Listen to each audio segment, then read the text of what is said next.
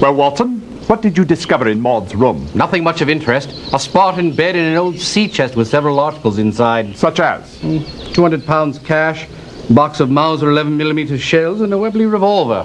And you call that nothing much of interest? Oh, did I say that? So sorry.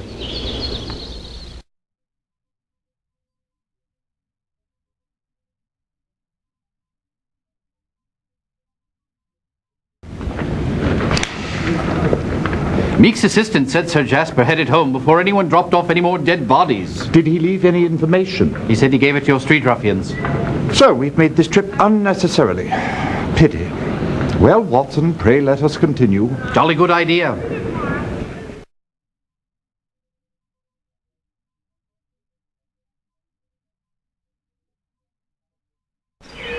I am Yves Métier. What do you want? We understand you purchased a Mauser T11 from M. Richards. Yes. When I left Paris, all my friends told me to get a gun to protect myself in London. They were so right. On the way home from the gun shop, I was attacked, brutally attacked by this little man in filthy clothing. He took the Mauser and my wallet and left me with a bump on my head. That is all I know.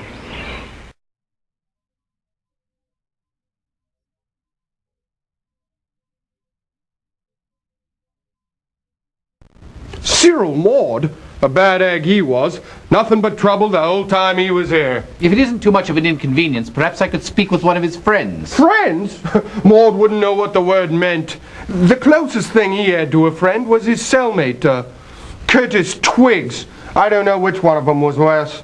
Then Mr. Twiggs will have to do. Perhaps he will speak with me. I'm not sorry to say he's no longer here.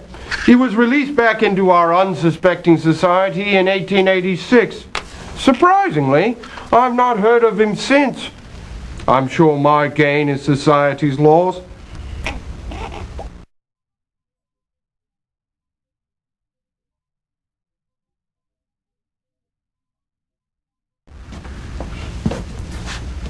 Well, Watson, what did old H.R. have to say? Nothing. Nothing? I'm surprised. He had nothing to say because he isn't in. That is unfortunate.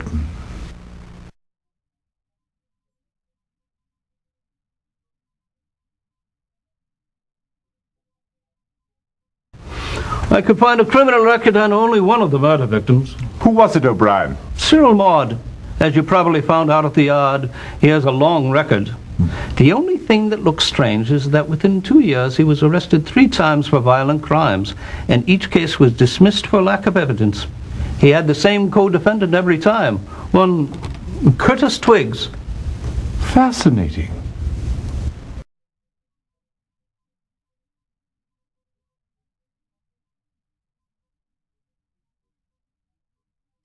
Oh, Letitia mentioned Roland Jacquard a number of times, but I never had the pleasure of meeting him. She is a popular girl.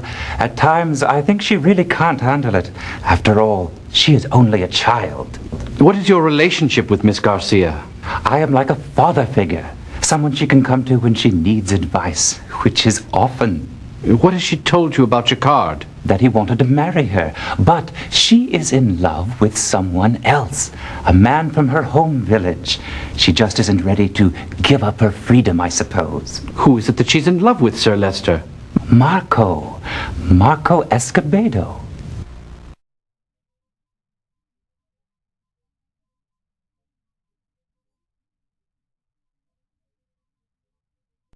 Sugar? No, thank you. Roland Jacquard was such a cad. Half the husbands in London gave a sigh of relief at his demise, and all the women cried. And you know his skill at the card tables was legendary. Did he cheat? Only if he had to. You see, he had the great skill of convincing you that you were the better player. And it was only the luck of the cards that was against you. Who were his romantic interests, Pike? Well, Roland's love life was on the wane.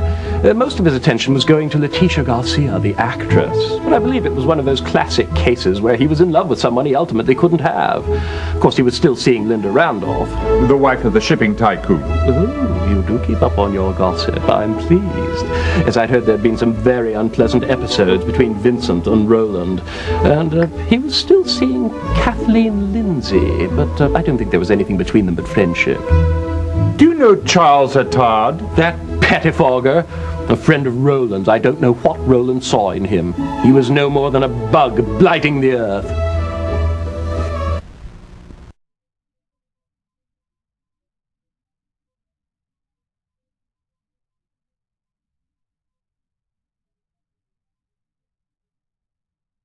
I'm terribly sorry, but the Randolphs left 2 weeks ago for a round-the-world cruise. Oh, that sounds lovely. It is. At last I have the house to myself. Good day.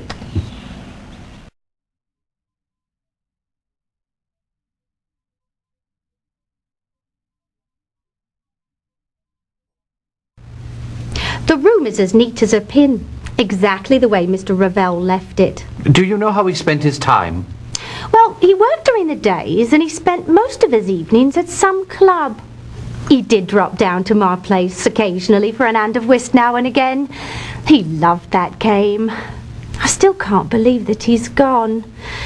I don't know what the world is coming to when a man that's as kind and unassuming as Mr. Ravel can't walk the streets without being murdered. It is a sad state of affairs. Oh, that's right. I must remember to get that window fixed. I beg your pardon? Oh, just talking to myself. I noticed that there was a window broken. It must have happened when Mr. Ravel was trying to close it. This creaky old house has the stickiest windows. When was it broken? I haven't the foggiest. I noticed it was broken when I was showing the room to the police the day after the murder. I'd forgotten all about it.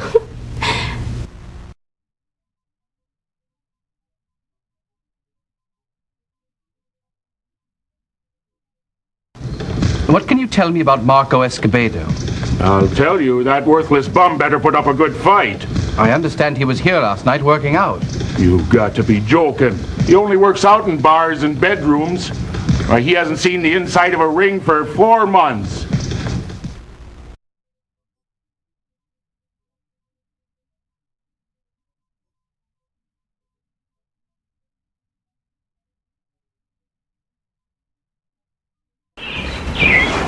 Excuse me.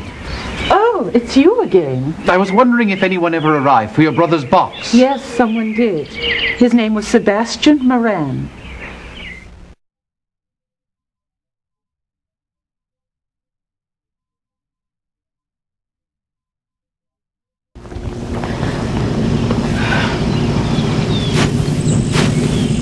Mrs. Shepherd, I'd like to ask you a few questions about your son Leo's death.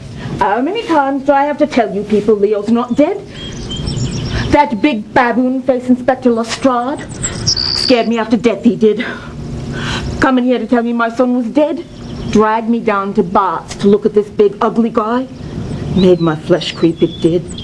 But my son's at sea. Husband for 4 weeks. Had his wallet stolen before he left, and they found it on the stiff. I don't know why that police inspector refused to believe me, but in my opinion, he was as dense as the dead man. I'm sorry to have bothered you, Mrs. Shepherd. Well, I should hope so.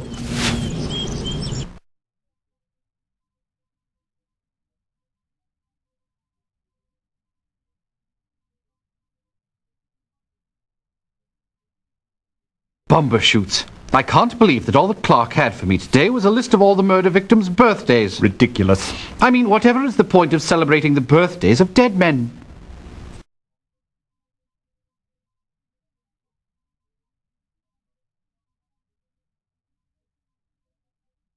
Was Marco Escobedo here for dinner last night?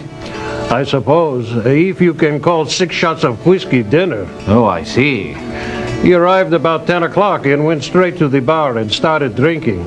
Or should I say, continued drinking. He was quite drunk and in a very mean mood. What time did he leave? When we closed at midnight. He didn't even leave a tip.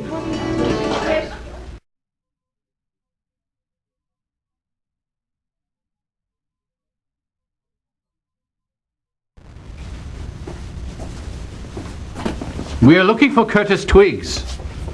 He's not here. Gave up his room 4 days ago. Do you know where he went? No. He just left a bag with me. Said he'd be back for it. Didn't say when. Can we see the bag? For a few quid, perhaps.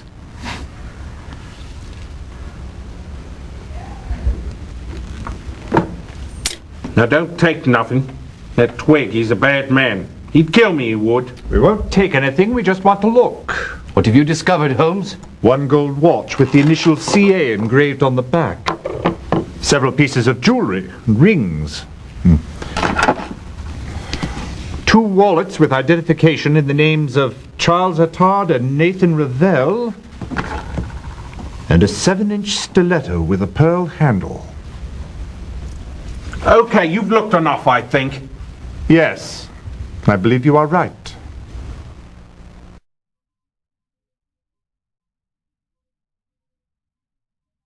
Terribly sorry.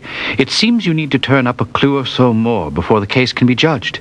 Please do continue.